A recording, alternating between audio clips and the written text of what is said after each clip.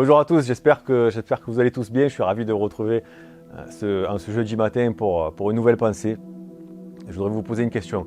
Est-ce que vous avez l'impression parfois dans vos vies que Dieu a disparu, que Dieu ne vous parle plus, que Dieu s'est retiré? Alors je vais vous parler de Gédéon ce matin. J'ai trouvé la réponse dans ce livre, dans le livre des Juges.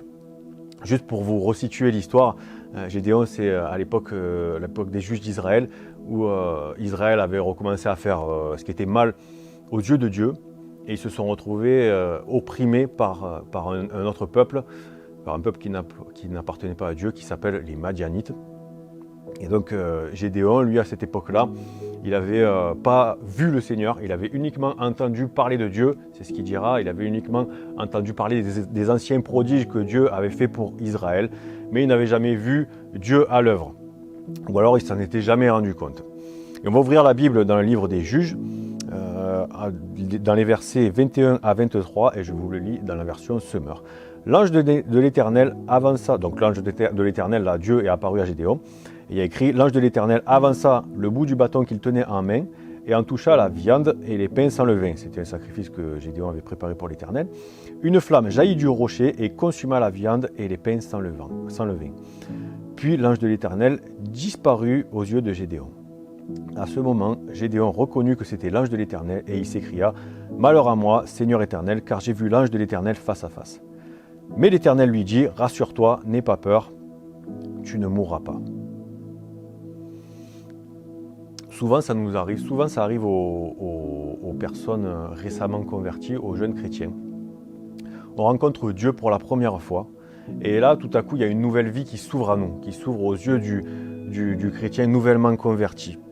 Une vie où on est submergé par l'amour de Dieu, où on éprouve une joie immense face au pardon de nos péchés, au fait d'être sauvé pour l'éternité, face au salut de notre âme.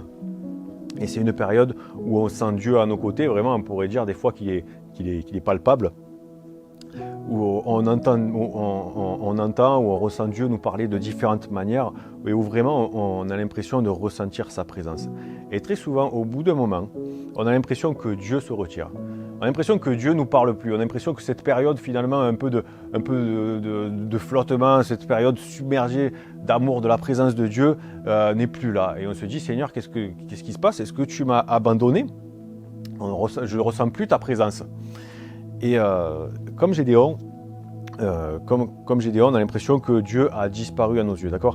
Il y a écrit que le Seigneur vient consumer le sacrifice de Gédéon, puis l'ange de l'Éternel disparut à ses yeux. Donc il y a écrit qu'il a disparu aux yeux de Gédéon. Et là, il y a la réaction de Gédéon qui reconnaît l'Éternel, où il dit « Ah, je vais mourir parce que j'ai vu Dieu ».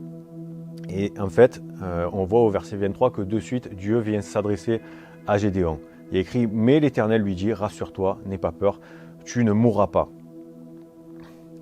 Et là, en fait, on voit que Dieu a disparu des yeux de Gédéon, de son regard, mais c'est pour l'amener plus loin finalement. Il continue de lui parler. Pourquoi? Parce que Dieu est toujours là finalement.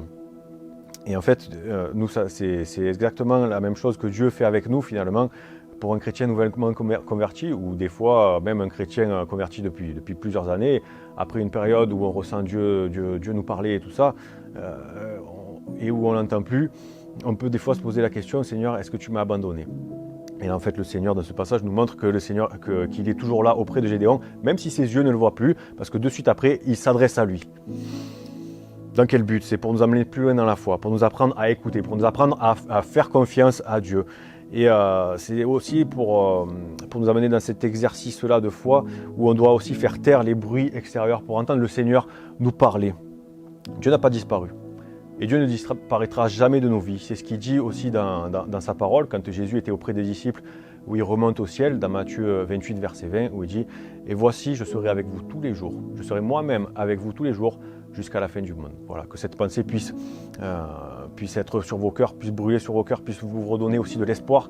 Si vous avez l'impression que le Seigneur s'est éloigné de vous, si vous avez l'impression de ne plus entendre le Seigneur, voilà, que vous puissiez la méditer, qu'elle puisse vous redonner de l'espoir et foi en ses paroles. Soyez bénis.